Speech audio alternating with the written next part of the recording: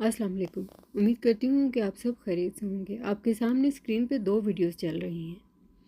ऊपर आप जश्न बसंत देख रहे हैं और नीचे मस्जिद में होने वाला धमाके के मनाजिर आपको दिखाई दे रहे हैं। जी हाँ, मैं उस मस्जिद की बात कर रही हूँ इस्लामाबाद में, जहाँ पर धमाका किया गया, जहाँ पर कितने ही लोग शहीद हुए, कितनी ही माँओं ने अपनी औलाद को खो दिया और कितने ही बच्चे यतीम हो गए। पर क्या फ़र्क पड़ा? कुछ फ़र्क नहीं पड़ा।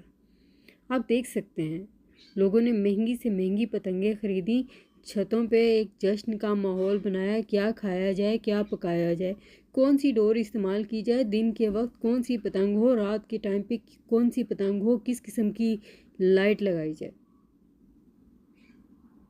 बस पतंग उड़ाई जाए, चाहे जितनी ही महंगी क्यों ना हो। फ़र्क नहीं पड़ा, किसी को फ़र्क नहीं पड़ा। आप देख सकते हैं स्क्रीन पे जश्न बसंत और नीचे गम, तकलीफ़, दर्द, आंसू और आहें, लेकिन किसी को फ़र्क नहीं पड़ा।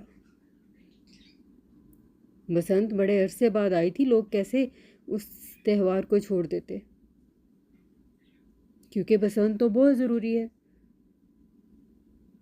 किसी के दुख में शामिल होना ज़रूरी नहीं है। हम उस मुआशरे का हिस्सा हैं जहाँ पर किसी को किसी के दर्द से, किसी की तकलीफ़ से कोई लेना देना नहीं है। एक तरफ बसंत के ऊपर पकवान पक रहे हैं, गाड़ियाँ सजाई जा रही हैं, छतें सजाई जा रही हैं, और दूसरी तरफ सिर्फ आहें हैं, सिसकियाँ हैं, दर्द है और अपने ही लोगों पे अफसोस भी है। हम इस मुल्क में रहते हैं, हम यहाँ रहते हैं, ये हैं हमारे बहन भाई जिन्हें हमारी तकलीफ़ से फ़र्क नहीं पड़ा। अफसोस, सद अफसोस। सामने देखें मनाजिर को, मुआजना कीजिए, गौर कीजिए और फिर ईमानदारी से बताइए, क्या ऐसे मौके पे बसंत का मनाना बहुत ज़रूरी था? नहीं था।